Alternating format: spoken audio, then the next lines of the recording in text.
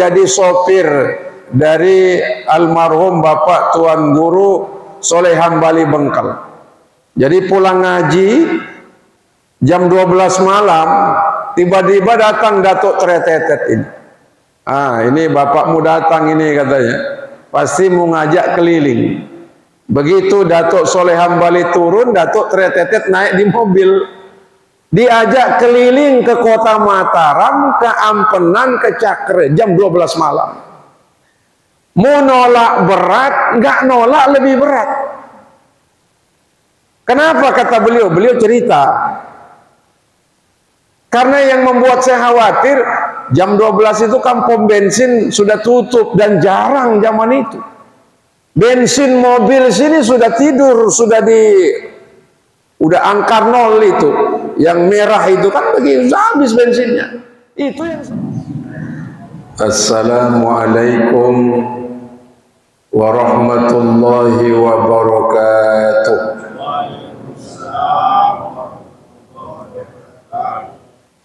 Alhamdulillahilladzi hadana lihada wa ma kunna linahtadiya laula an hadana Allah. Wassalatu wassalamu ala asrafil anbiya'i wal mursalin sayyidina wa habibina wa safi'ina qurrata a'yunina wa maulana Muhammad ibn Abdullah wa ala alihi wa sahbihi wa mawala. Rabbi shrah lana sudurana wa yassir lana umurana wahlul 'uqdatam min alsinatina yafqahu qawlina, amma ba'du. Jamaah yang saya hormati dan saya cintai, tidak putus-putusnya kita senantiasa dalam hidup ini bersyukur kepada Allah Subhanahu wa ta'ala. Karena sejatinya semua yang ada ini titipan. Umur kita titipan, sehat rahmani jasmani titipan, istri, anak titipan, ilmu yang ada titipan, jabatan, kekuasaan, pangkat, harta benda, sawah ladang, rumah, mobil, motor, perhiasan, apalagi semuanya titipan. Maka mudah-mudahan dengan titipan itu kita senantiasa mengucapkan alhamdulillahi rabbil alamin. Ucapan yang kedua, selawat kepada Rasul Muhammad sallallahu alaihi wasallam. Allahumma shalli ala sayyidina Muhammad. Karena bacaan selawat kita ini walaupun hanya satu kali, maka langsung dikawal oleh malaikat menuju Madinah, langsung diterima oleh baginda Nabi. Dan Nabi tahu umatnya dari siapa, di mana, berapa kali bersolawat, maka insya Allah solawat itu langsung diterima oleh Rasulullah Muhammad sallallahu alaihi wasallam. Tidak terasa kita berada di bulan Rajab. Sudah dibahas tentang Rajab? Belum? Bulan Rajab jamaah salah satu bulan yang disebut oleh Allah minha arba'atun hurum. Di antara 4 bulan yang dimuliakan oleh Allah. Jadi hurum itu jamak dari haram. Masjidil Haram, bukan masjid yang tidak boleh. Haram di sini maknanya dimuliakan Allah. Kenapa bulan Rajab dimuliakan oleh Allah? Salah satunya karena terjadi peristiwa Isra dan Mi'raj yang dilakukan oleh baginda Nabi pada usia 53 tahun. Tapi kesempatan kali ini kita tidak akan bicara tentang Isra dan Mi'raj. Yang kita bicarakan tentang keberkahan di bulan Rajab, keberkahan di bulan Sya'ban, dan mudah-mudahan Allah perjumpakan kita dengan bulan suci Ramadan. Amin. Amin nomor 1. Maaf. Jadi Nabi itu setiap kali bertemu dengan bulan Rajab, doanya selalu membaca Allahumma barik lana fi Rajab wa Sya'ban wa balighna Ramadan. Itu doa Nabi. Padahal sesungguhnya apa sih yang tidak diberikan oleh Allah kepada Nabi? Kalau bahasa kasarnya, apa sih yang diperlukan oleh Nabi? Tapi setiap kali dipertemukan oleh Allah dengan bulan Rajab, senantiasa diucap, dibaca doa ini oleh baginda Rasul Muhammad sallallahu alaihi wasallam. Maka kita pun bagian dari pengikut Rasulullah yang cinta kepada baginda Rasul, yang tentu ingin mendapatkan syafaat Nabi. Jangan lupa setiap selesai 5 waktu kita melaksanakan sholat, jangan terlewati doa yang dibaca oleh Rasulullah tentang keberkahan di bulan Rajab, minta keberkahan di bulan Sya'ban, dan minta moga-moga dipertemukan Allah dengan bulan suci Ramadan. Yang pertama, jamaah yang dirahmati oleh Allah, minta keberkahan apa? Pertama, minta keberkahan tentang umur. Saya pernah isi pengajian di beberapa tempat, termasuk di tempat kita ini. Beberapa waktu yang lalu saya sampaikan tentang hadis Nabi. Kata Nabi, la tazalu qadama 'abdun yaumal qiyamah. Tidak bergeser kaki seseorang pada hari kiamat hatta tus'alu an arba'in, sampai dia ditanyakan oleh Allah 4 perkara nanti di akhirat. Salah satunya an umrihi fima afnahu, tentang umurnya dihabiskan untuk apa. Maka kita minta Bapak Ibu supaya diberikan umur yang berkah. Saya mau tanya, apa bedanya berkah dengan berkat?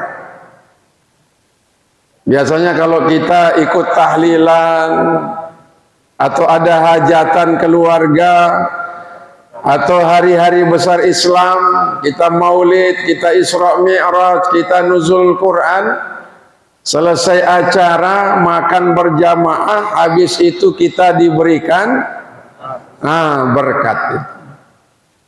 Kalau berkat itu perkara yang langsung bisa dibawa pulang dan insya Allah mengenyangkan, itu berkat namanya.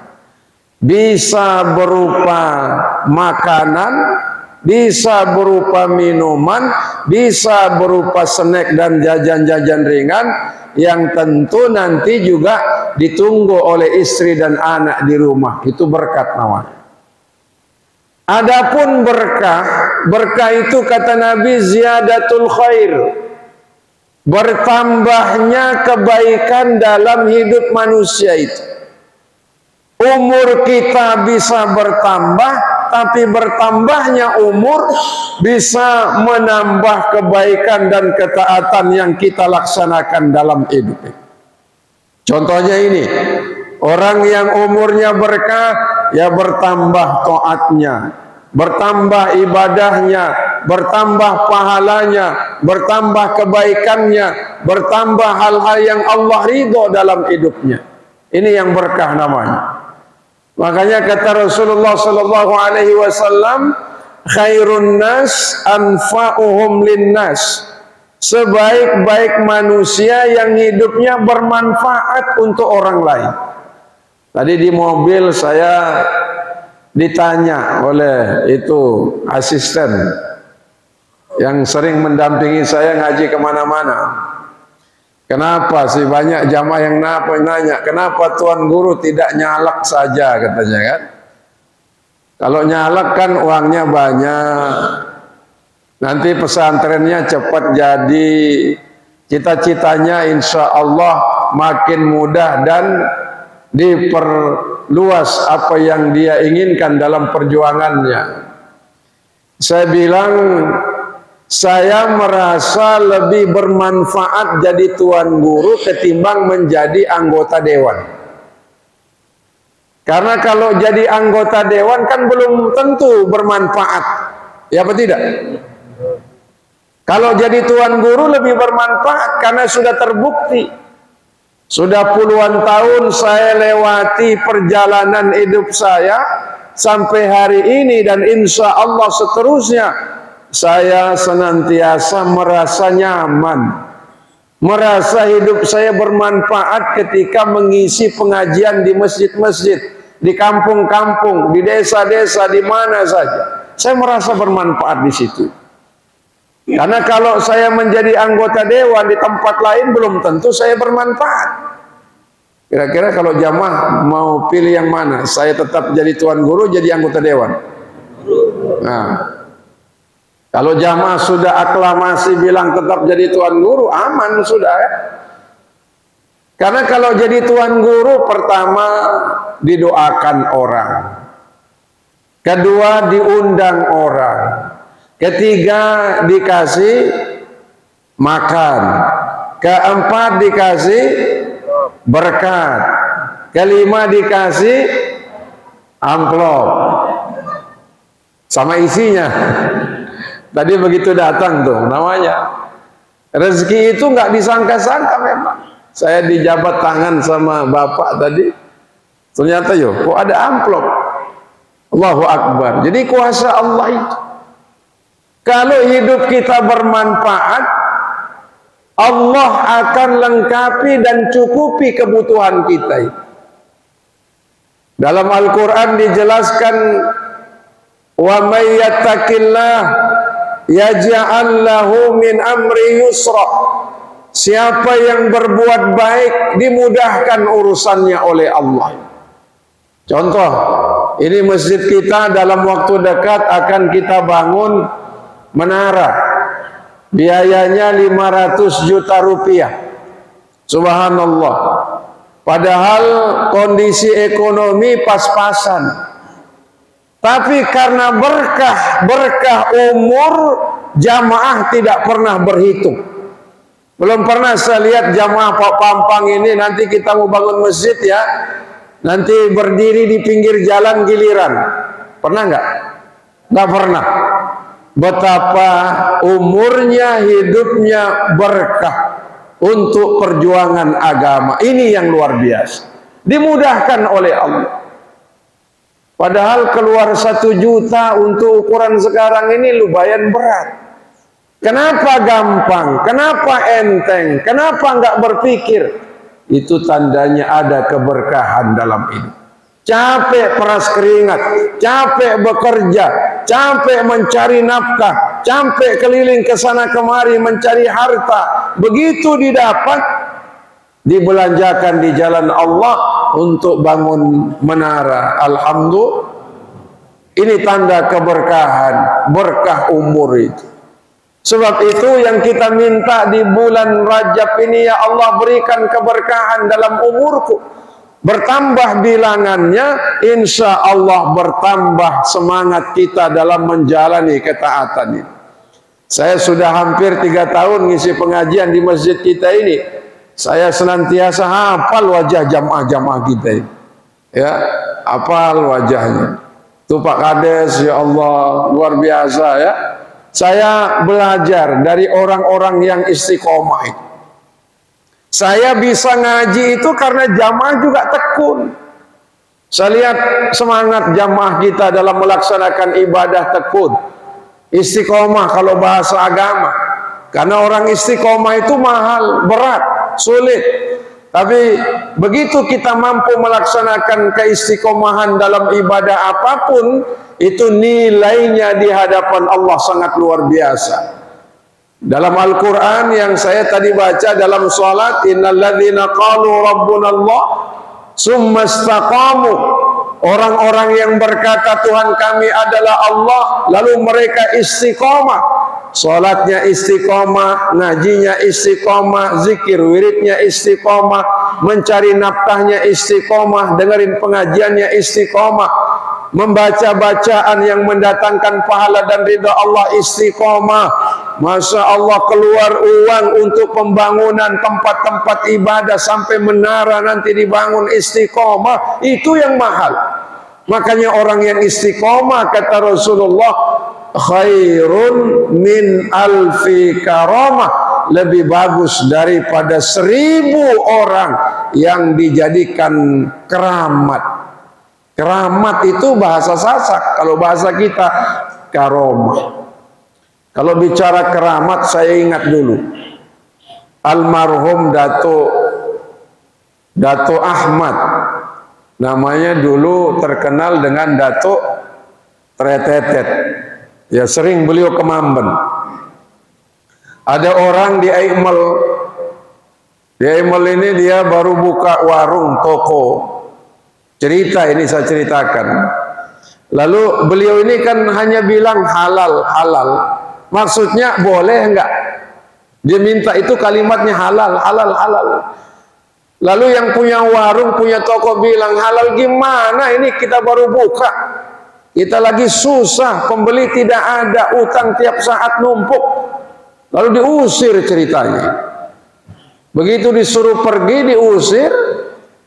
Apa yang terjadi? Kebakaran toko itu. Itu orang keramat namanya. Bukan dia yang membakar, tapi wallahu alam bisawab, karena niat baiknya, karena ketulusannya, karena kedekatannya dengan Allah, bisa membawa efek mudarat bagi orang yang menolak niat baiknya. Makanya jangan pernah menolak kebaikan itu. Ada lagi kata seorang anggota dewan. Anggota dewan ini pernah dulu menjadi sopir dari almarhum Bapak Tuan Guru Soleh Hambali Bengkal. Jadi pulang ngaji jam 12 malam, tiba-tiba datang Datuk Tretetet ini. Ini bapakmu datang ini katanya, pasti mau ngajak keliling. Begitu Datuk Soleh Hambali turun, Datuk Tretetet naik di mobil, diajak keliling ke kota Mataram, ke Ampenan, ke Cakre jam 12 malam. Mau nolak berat, nggak nolak lebih berat. Kenapa kata beliau? Beliau cerita, karena yang membuat saya khawatir, jam 12 itu kan pom bensin sudah tutup dan jarang zaman itu. Bensin mobil sini sudah tidur, udah angka 0 itu. Yang merah itu kan begitu, habis bensinnya. Itu yang saya khawatir, kalau macet di jalan nanti dorongnya kemana? Cari bensin kemana? Tapi luar biasa, keliling ke kota Ampenan, keliling ke Mataram, ke Cakra, itu lebih 1 jam. Kok mobil ini jalan terus? Sampai pulang ke pondok di Bengkel itu, tetap mobil itu bisa jalan. Ini betul-betul ajaib katanya. Nggak ada bensinnya, tapi mobil bisa muter. Ini tanda karomah, tanda keramat. Kenapa diberikan karomah, keramat oleh Allah? Karena punya keistimewaan. Apa keistimewaannya? Dia dekat dengan Allah. Kenapa dekat dengan Allah? Karena hidupnya bermanfaat untuk agama dan perjuangan di jalan Allah. Di kisah-kisah macam itu sudah langka, sudah jarang kita temui. Dulu datuknya beliau, abahnya beliau, Tuan Guru Umar Kelayu itu, terakhir beliau sebelum berangkat ke Makkah. Datuk Tretetet ini masih umur beberapa tahun lah, umur mungkin 10 tahun, masih kecil. Lalu dia bilang, "Nak, kamu jaga inak tuanmu ya. Nanti kalau kamu sudah besar, baru kamu menyusul ke Mekah." Subhanallah. Tapi namanya anak umur 10 tahun, kan belum akil balik itu. Sambil dia main sama teman-temannya, tapi dia geleng kepala. Zaman itu orang ke luar negeri, belum ada pesawat terbang, naik kapal laut, kadang dari Ampenan, kadang dari Labuan Haji. Makanya pelabuhan dermaga haji itu dibangun oleh Bapak Ali bin Dahlan saat itu ya. Nah, begitu sampai di Labuan Haji pada saat itu, kapal yang tadinya bersandar malam hari kok kelihatan tidak ada. Ini saya dulu diceritakan oleh almarhum Bapak Tuan Guru Athar. Kapal nggak ada. Kaget Datuk Umar ini. Kapal masa sudah berangkat sementara penumpangnya belum naik. Tapi diingat tadi anaknya, namanya Datuk Tretetet yang umur 10 tahun. Panggil itu Ahmad katanya. Begitu dipanggil, digendong, dibawa ke Labuan Haji. Nak, bukan aku tidak mau kamu ikut, tapi sekarang belum saatnya kamu ikut. Jaga inak tuanmu, nanti kalau kamu dewasa baru ikut, nyusul ke Mekah. Begitu ceritanya, beliau ngangguk begini saja, kelihatan kapal itu. Allahu Akbar. Ajaib apa tidak? Ini salah satu bentuk karomah. Ya, sekali lagi bahasa kita keramat. Kenapa diberikan macam itu oleh Allah? Karena dekatnya dengan Allah, karena bersih hatinya, karena memang sudah dimuliakan oleh Allah, karena nasabnya, karena keturunannya. Maka Bapak Ibu kita pun juga yang belum pernah mungkin bertemu dengan beliau, yang mungkin belum pernah memandang wajah beliau, tapi nilai kebaikan itu harus kita ingat sampai saat ini. Dulu Datuk Umar itu kalau ngaji kemana-mana, beliau pertama bawa gegandek. Tahu gegandek? Apa gegandek? Ya, gegandek itu yang diisi kadang dengan beras. Ya itulah gegandek namanya ya. Lalu beliau bawa uang. Ini cerita tuan guru yang dulu pernah berkhidmat ngaji dengan beliau. Jadi selesai ngaji, kalau jamaahnya maaf yang miskin-miskin dikasih beras, dikasih uang, karena beliau kaya. Inilah yang kita tiru. Jangan cari hidup dari jamaah, jangan cari makan dari jamaah, tapi menghidupi jamaah, itu yang benar. Ya apa tidak? Itu yang kita mau contoh, Pak. Kemana beliau ngaji, dibagi uang, dibagikan beras kepada jamaah, kepada umat. Ini yang makin langka. Makanya ulama dulu sering berkata, al-mukhafadatu ala qadimis salih wal akhdhu bil jadidil aslah. Sesuatu yang baik di masa lalu yang diwariskan oleh orang-orang alim jangan dihilangkan. Karena di situ ada mengandung hikmah, di situ ada mengandung nilai kebaikan, di situ ada keberkahan. Makanya kayak orang tahlil. Dulu orang, Pak, kalau menyelamatkan rumah, bangun rumah selamatan, kan? Biasanya tidak hanya ayam dipotong, kambing dipotong. Begitu dipotong kambing udah matang, nanti kepala kambing yang sudah dimasak ditaruh di atas dulang. Dipersilahkan al-mukarram memakan kepala kambing. Hebat itu. Itu cara memuliakan orang alim. Sekarang jarang, Pak. Ya apa tidak? Makanya kapan-kapan jamaah ya beli motor, beli mobil, bangun rumah, lalu selamatan, jangan lupa potong kambing tuh. Undang saya nanti. Untuk menikmati kepala kambing. Karena ini bagian dari sunnah orang-orang alim terdahulu. Itu makna al-mukhafadatu ala qadimis salih. Jangan tinggalkan kebiasaan orang-orang soleh dahulu, supaya kita dapat apanya? Dapat keberkahannya yang Allah titip lewat kebiasaannya dalam ketaatan itu. Subhanallah.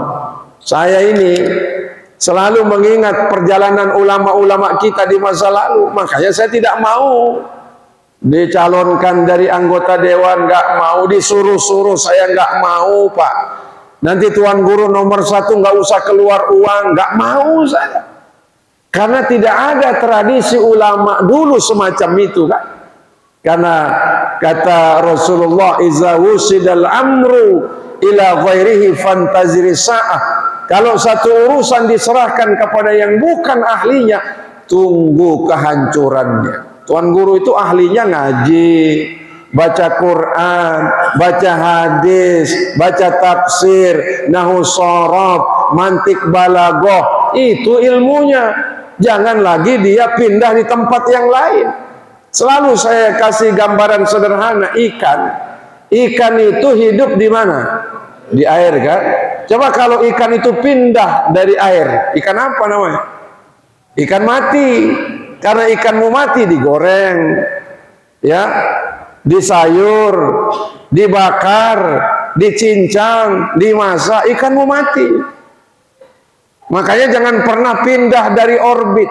Tuan Guru itu tempatnya di mana? Di masjid, di madrasah, di pesantren, di mana lagi? Di majelis-majelis ilmu macam itu. Itu tempatnya, itu makomnya disediakan oleh Allah.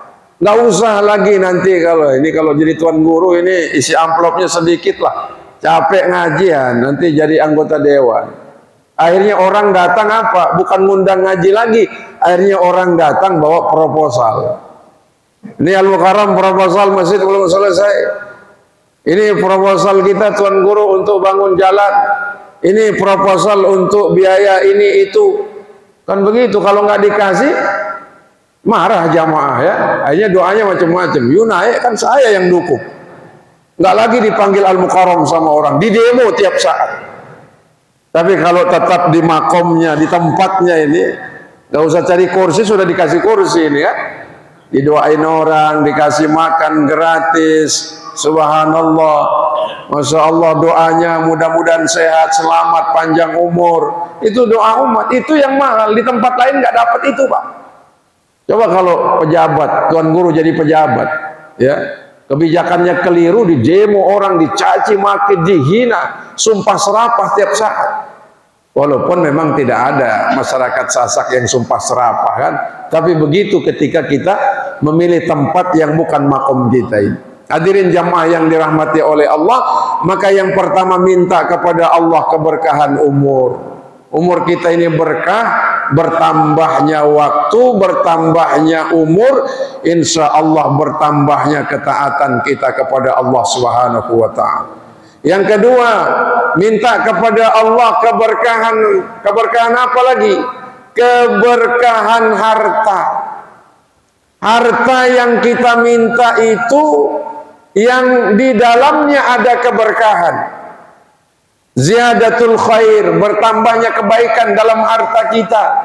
Harta yang kita dapat dengan cara yang halal dibelanjakan di jalan yang halal. Karena nanti kata Rasulullah, Bapak Ibu, ketika kita meninggal dunia, ketika nanti kita mendapatkan harta yang banyak, min aina iktasabahu, kau dapatkan hartamu dengan cara apa? Lalu dibelanjakan kemana harta itu? Depan belakangnya ditanya oleh Allah, kata Nabi nanti. Maka minta kepada Allah keberkahan harta, keberkahan rezeki, supaya kalau rezeki itu berkah, kita manfaatkan untuk perjuangan di jalan Allah Subhanahu wa Ta'ala. Karena maaf, kadang orang karena merasa sulit, susah, lalu menempuh jalan-jalan yang Allah marah. Salah satunya apa? Kata Allah, wailul lil mutaffifin. Celaka orang yang mutaffifin, alladzina qalu anhum yastawfun. Orang-orang yang menimbang tapi dia curang dalam timbangannya. Hati-hati nih tukang timbang ini. Nimbang beras, nimbang gula, nimbang jagung, nimbang gabah, nimbang gula, nimbang minyak, nimbang daging. Kalau dia nimbang untuk orang lain seperti kilat, cepat. Ya, tapi kalau dia nimbang untuk dirinya, harus pas betul. Ini terjadi di lingkungan orang-orang yang dagang, usaha, bisnis, maaf-maafin. Jangan sampai kita memakan hak orang lain dengan cara yang celaka ini. Maka kita meminta maaf ke siapa? Nanti kalau kita di akhir umur kemana kita minta ridho? Ya kalau orangnya kita kenal, kalau orangnya kita tidak kenal, kemana kita harus meminta maaf? Dulu Syekh Ibrahim bin Adham, salah seorang ulama, imam masjid Al-Aqsa di Palestina, ketika beliau pulang dari melaksanakan ibadah haji, beliau sempat membeli korma sebagai oleh-oleh. Sebelum dia ditimbang korma oleh pedagang korma itu, dia mengambil butiran yang jatuh dari keranjangnya lalu dicicipi. Ini kebiasaan kita kan, kalau membeli durian, kalau membeli anggur nyicipi kan, beli salak nyicipi.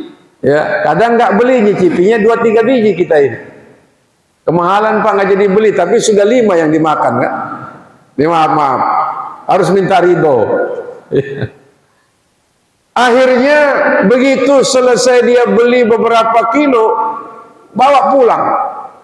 Gitu sampai di Palestina, Syekh Ibrahim bin Adham ini sebagaimana memimpin sholat berjamaah di masjid. Malamnya beliau mimpi didatangi malaikat. Syekh Ibrahim bin Adham ini sudah beberapa bulan pulang dari Mekah, ibadahnya ditunda untuk diterima oleh Allah, kata malaikat dalam mimpinya. Malaikat yang satu nanya, kenapa ditunda oleh Allah, belum mau diterima? Karena waktu dia beli korma sempat nyicipi, tapi dia tidak minta dihalalkan, tidak minta ridho kepada pedagang tempat dia membeli korma itu. Jadi perkara kecil bisa menjadi penghalang loh. Sepele, ini kan hanya 1-2 butir, iya, tapi kita nggak minta ridho sama pedagang itu. Jadi lain kali ibu bapak, terutama inak-inak yang sering ke pasar membeli apa-apa, suka mencicipi makanan orang, ya izin dulu Bu, saya cicipi ya, sebutir 2 butir ya. Kalau dibilang ya nggak apa-apa. Jangan nyicipi beberapa butir tapi nggak beli kan? Ya nyicipi tapi juga dia beli, supaya semuanya berkah maksudnya kan? Akhirnya apa yang terjadi?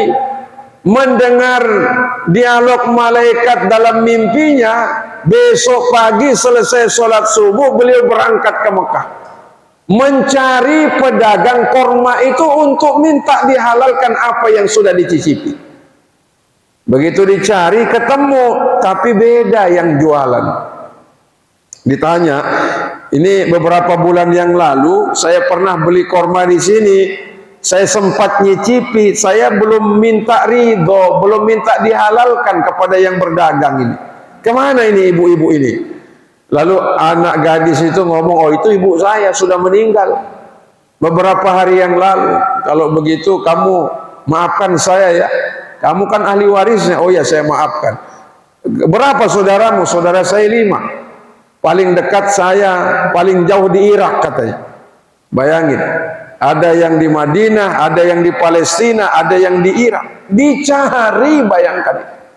Dicari anak ibu-ibu itu, anak ibu yang telah meninggal dunia itu, tempat dia membeli korma itu. Begitu dia ketemu di Madinah, minta maaf, minta ridho. Begitu dia sampai di mana? Di Irak, dia minta maaf, dia minta ridho. Sepele tapi itu menjadi halangan ibadahnya ditunda untuk diterima oleh Allah. Begitu dia minta maaf keliling sampai akhirnya dia kembali ke Palestina menjadi imam, lalu mimpi lagi. Mimpinya malaikat itu datang. Sekarang alhamdulillah Allah sudah terima semua ibadahnya, tidak ada lagi penghalang karena dia sudah minta ridho, minta dihalalkan kepada ahli waris tempat dia dulu pernah membeli korma dan nyicipi tanpa izin kepada pemilik daripada korma itu. Apa maknanya Bapak Ibu? Sesungguhnya keberkahan rezeki itu didapatkan dengan cara yang halal, dibelanjakan di jalan Allah. Ya kayak nggak jauh-jauh lah seperti jamaah kita di sini ya. Dapat uang untuk beli motor boleh, untuk bangun rumah boleh, untuk usaha boleh, untuk biaya hidup boleh, untuk sekolah anak boleh, untuk beli baju boleh, untuk beli perhiasan boleh, untuk nikah ya boleh, nikah kan halal. Yang belum nikah, yang sudah jangan lagi ya, kasihan ibu-ibu itu. Kalau mau ya terserah bapak-bapak ya. Jamaah rahimakumullah.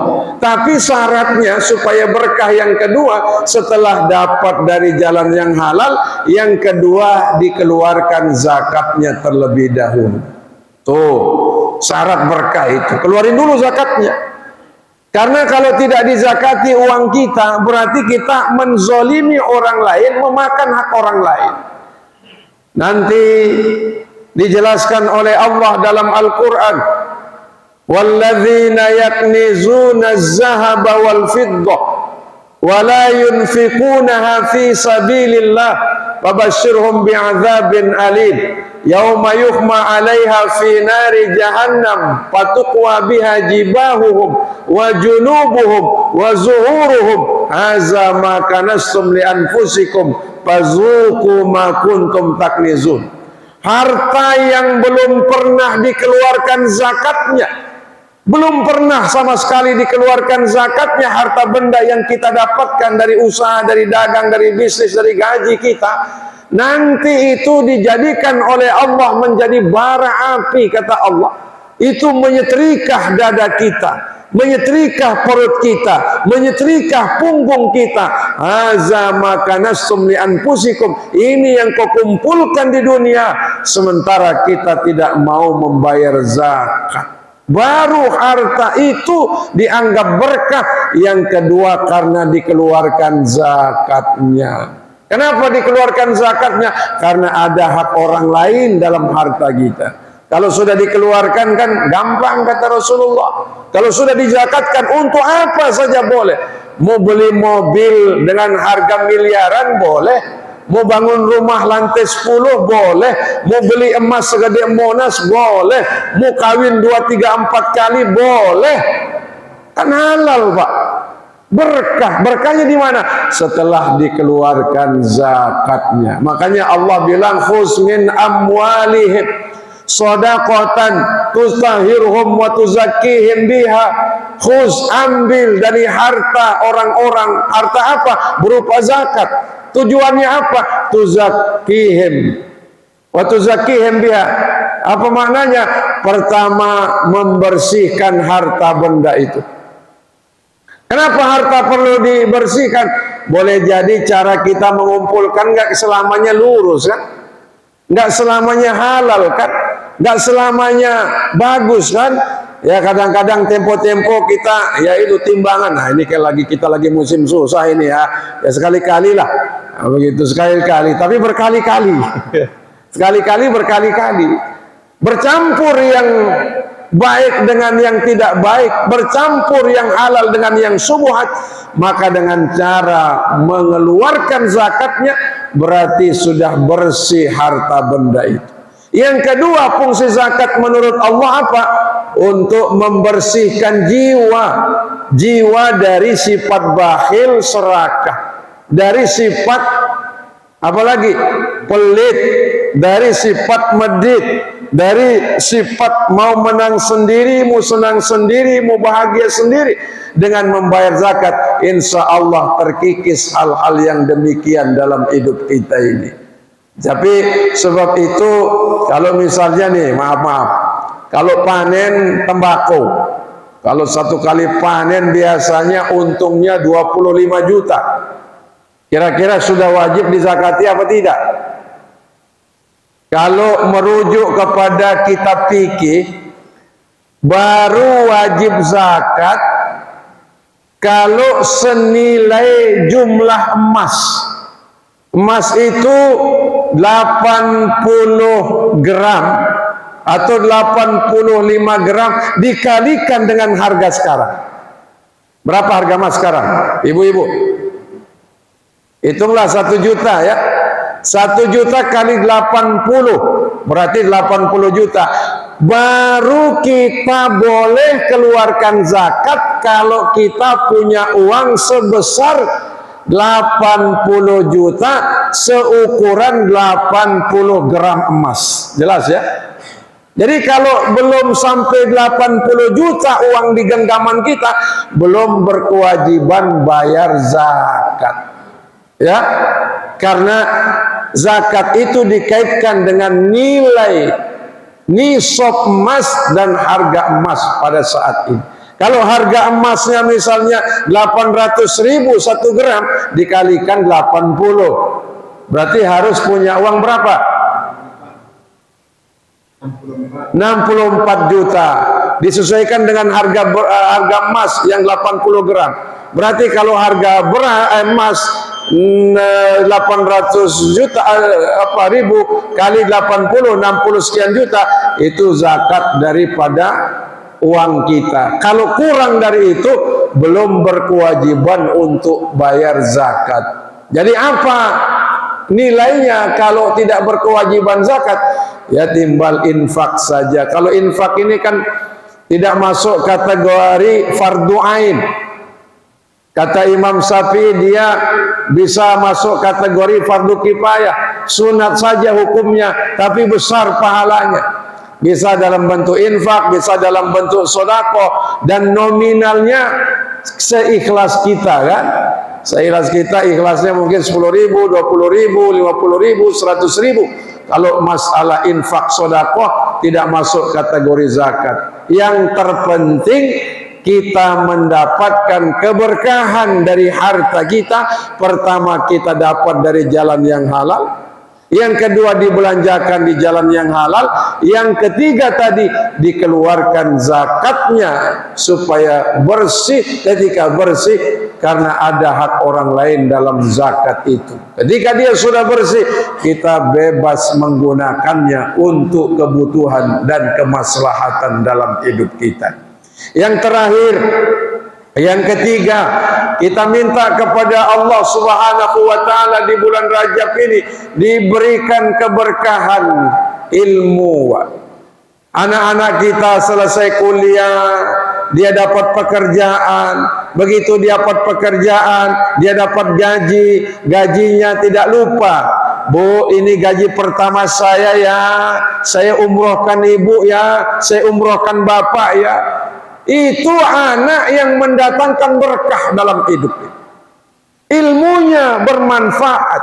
Tidak hanya dia mencapai kejayaan dunianya, begitu dia jadi pejabat, jadi wakil rakyat, jadi apalagi, jadi orang-orang yang sukses dalam perkara dunia, tapi dia tidak lupa dengan jabatan dan kekuasaannya, dia bantu orang, dia tolong orang lain.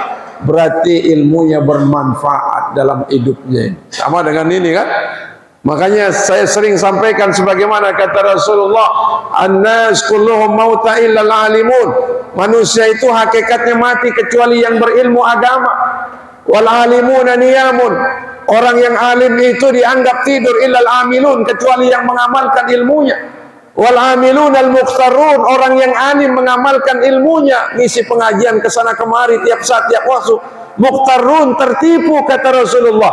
Illal mukhlisun, kecuali yang ikhlas. Jadi tuan guru itu berat ikhlasnya.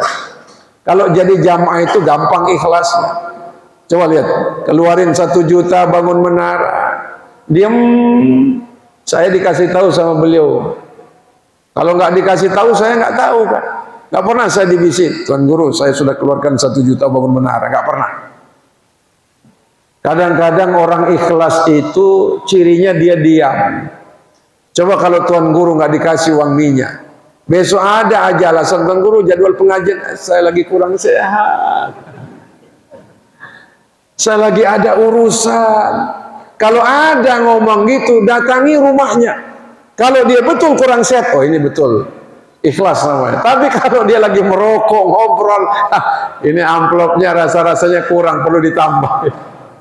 Mudah-mudahan saya tidak termasuk itu ya. Jamaah rahimakumullah, mudah-mudahan di bulan Rajab ini berkah umur kita, berkah rezeki kita, berkah ilmu kita, berkah hidup kita yang kita bisa dapatkan di bulan Rajab, di bulan Sya'ban, dan mudah-mudahan Allah pertemukan kita dengan bulan Ramadan insya Allah. Terima kasih. Insya Allah nanti peringatan Isra Mi'rajnya hari Sabtu yang akan datang. Mudah-mudahan kita sehat walafiat, panjang umur, diberikan keringanan dan kelapangan dalam senantiasa melaksanakan ketaatan kepada Allah. Mohon maaf lahir batin. Nasrun minallah wa fathun qarib. Wassalamualaikum warahmatullahi wabarakatuh.